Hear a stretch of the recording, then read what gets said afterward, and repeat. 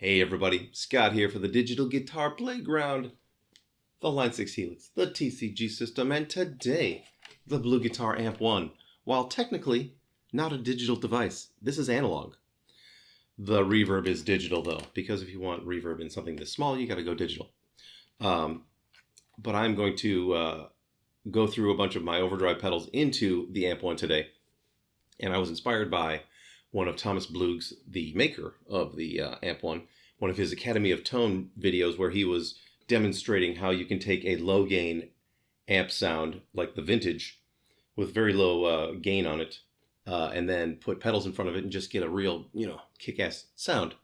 And that's what I've done today. And that's, it's just tone stacking 101. And it shows that you can take a, pretty blah sound and make it into something really great. I've got the gain set very low. It's like 3. And the output is set to 2. Now this is a very deceivingly simple looking device, but there's a lot of complex stuff inside that you can do with other MIDI devices. And I cannot access a lot of them with the G system, sadly. And I have struggled to make it work with the Helix, so I'm probably going to end up getting a Boss, one of those MS3 switching systems, because it has, frankly, better MIDI capabilities. So, would you like to hear it?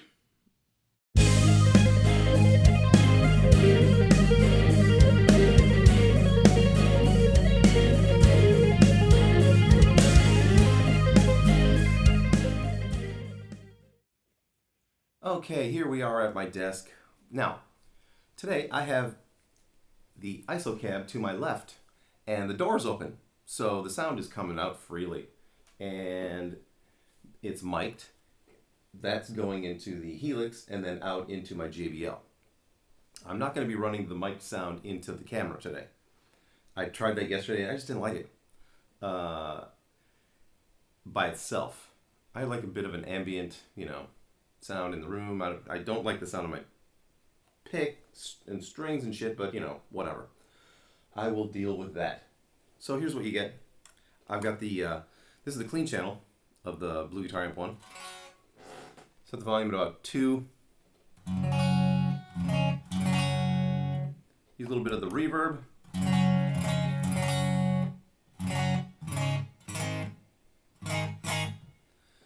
That's set at about 5.5. The gain on the vintage, which is my favorite one to use with pedals in front of it, is very low. It's at 3. So, you get some drive. Not a lot. You could, basically clean it up if you wanted to.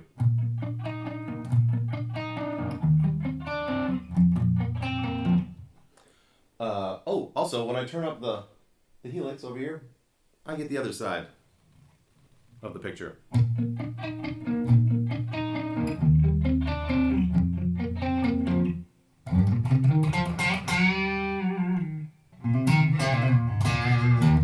In the room. So we get, a fuller sound. The first pedal today is the Spark Booster. And if you set everything at noon, and I can't set the volume at noon, that's just too loud for this setting right now. We have 3 switches, fat, clean, and mid, and they do very different things. In between, in the middle, the clean.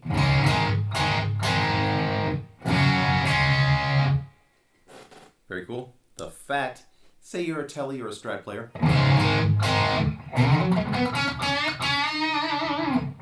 And you want this for your leads. It's great for that. The mid, to me, is the real winner, though.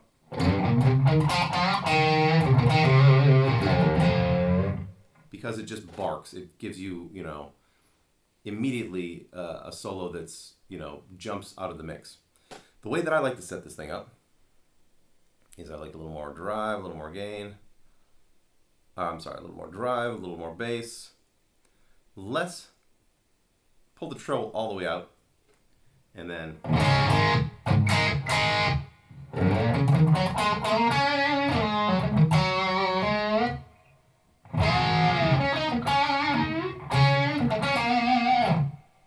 Just love that. So that's how I use it. Next pedal. The next pedal is the Mojo Mojo. Let me plug it in real quick. It is Paul Gilbert's favorite overdrive. Hey, whatever, to each his own.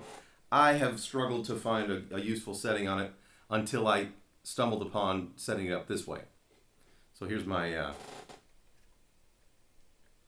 my baseline setting with the amp 1.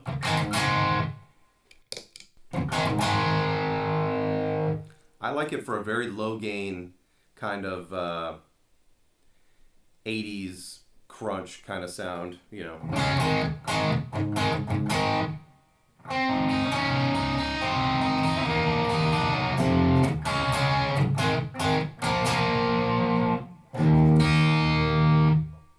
Not a lot of gain.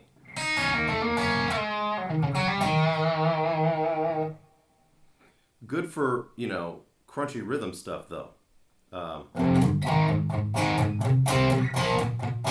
Or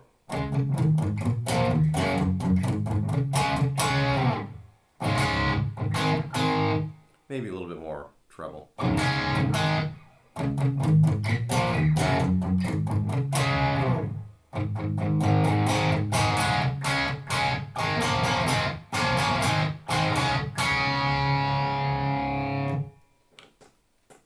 Cool pedal. I don't love it when the drive gets cranked, because when you crank the drive on it, it gets really fuzzy. Maybe that's why Paul Gilbert loves it. I don't know. When you really crank the drive.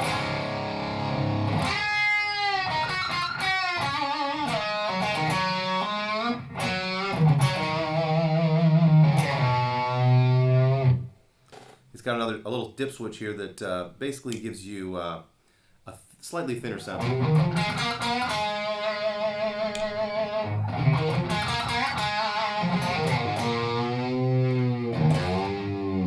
Maybe that's why Paul Gilbert loves it. It goes just fuzzy when you crank it. It plumps when you cook them. Who knows? Next pedal. All right, the next one is the Regency by Radial. I love Radial pedals. I used them a lot when I was a full-time G-System guy, and I used their larger pedals that had tubes built into them and ran on 15 volts. These are their new 9-volt versions. Compact, sound good. This is a really good low to mid gain. I'm going to use it for mid gain because I'm going to use the Mojo Mojo as my low gain. And then this sucker will be as so. But it's an interesting pedal because it's got a boost, an effects loop. You can turn the effects loop on by turning on the boost. The boost by itself is actually kind of cool. If you just play that.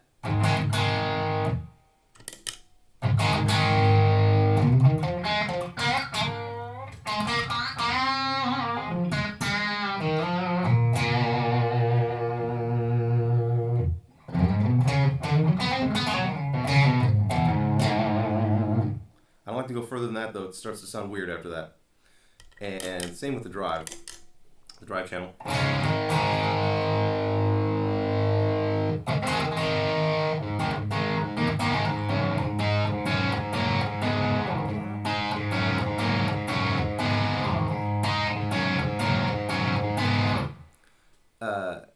It's pretty cool for medium gain stuff. I really like it with the boost on. To me, that's where it shines.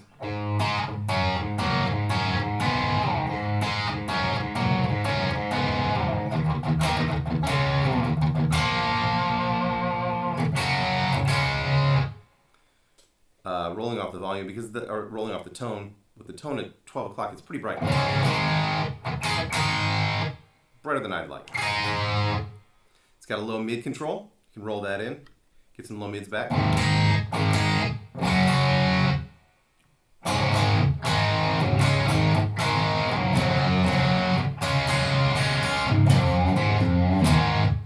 Which is pretty cool, but maxing it out is a little bit much.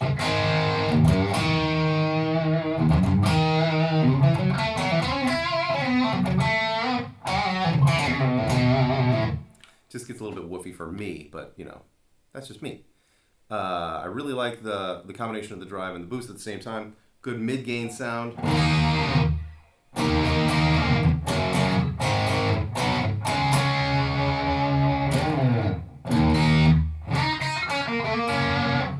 like to roll off the tone.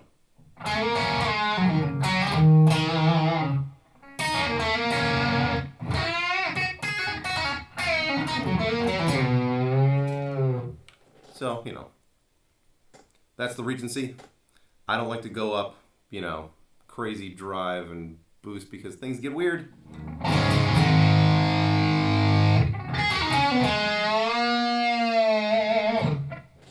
Just weird to me. I mean, you might like it. Keeping these between 9 and, you know, like 11 o'clock is where it's at for me.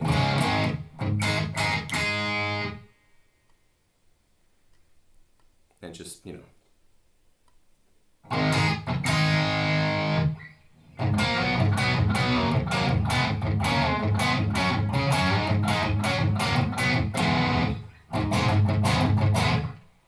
Cool. Next pedal. The final pedal is, to me, the Mac Daddy. Let me check my thing. Yep, still rolling. The Mac Daddy of all the Hot British 9-volt pedals is the Hot British, and it's just, it's like a, you know, a plexi in a box, a hot rodded one. So if we listen to our straight up sound again, back to about 2-ish.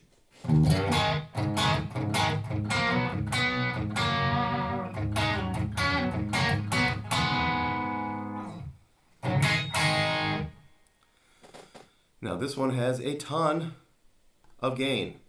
A ton of gain. So let's put the controls in the middle. There's a top end control, dark, normal, and bright. The bright, I do not like the way that it sounds. The dark is a little bit too dark. I just leave it on normal. There's a mid boost. I can take it or leave it.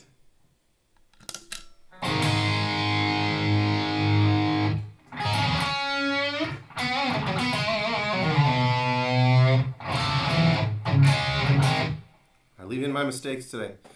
So right off the bat, you can tell it's pretty bright. Putting it on dark.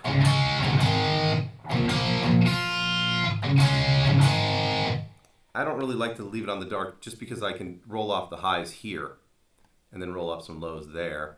Get a little bit of girth back.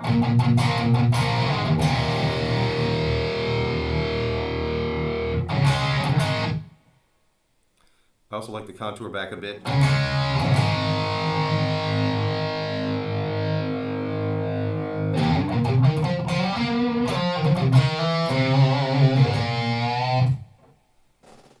A lot of gain. Rolling it up, you can, you know, hear there's so much.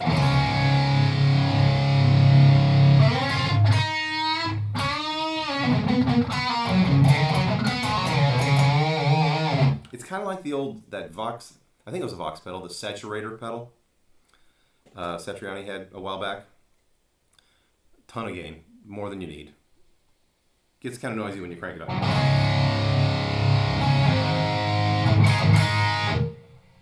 I mean, way cranked.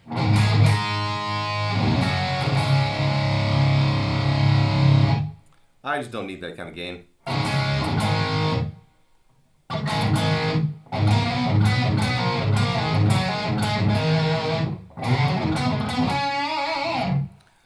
Rolling off the highs. Now the mid control, bringing that up, gives you some.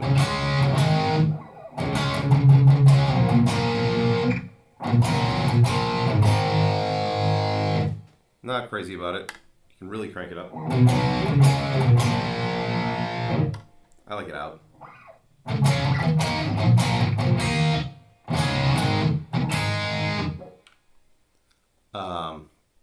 One cool thing, another cool thing, is using the Hot British with the boost on the BluGuitar. So here's without.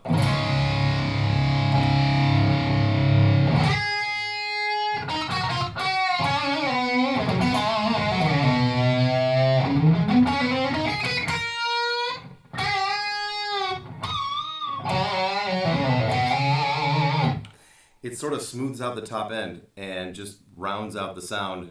The combination of this and this is just, to me, it's awesome. I love it. And, you know, you don't even need a ton of drive.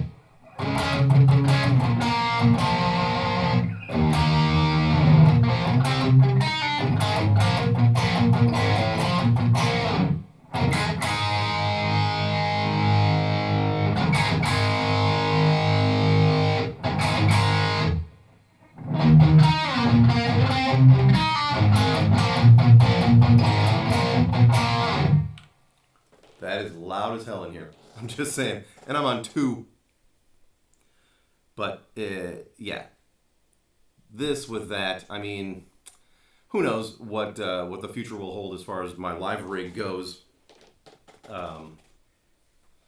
Maybe one day I'll have something where I can, you know, have all these combinations where I want them at any time. Maybe one of those Boss MS3 pedals with a lot more MIDI control than the G system has is kind of tailor made for the Amp 1, because you can actually use all of the MIDI functionality that this has to offer, switching between the overdrive channels, and and then even having gain control.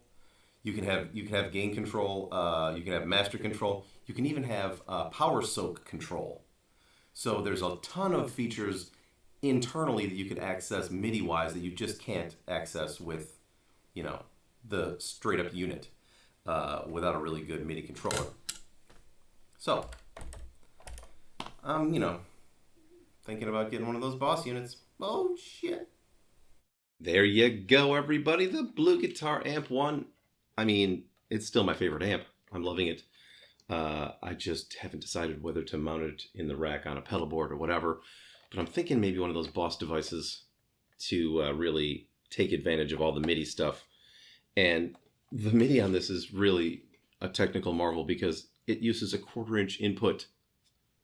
How do you even do that? It's crazy. I don't even, it boggles the mind. Yeah. So there's that.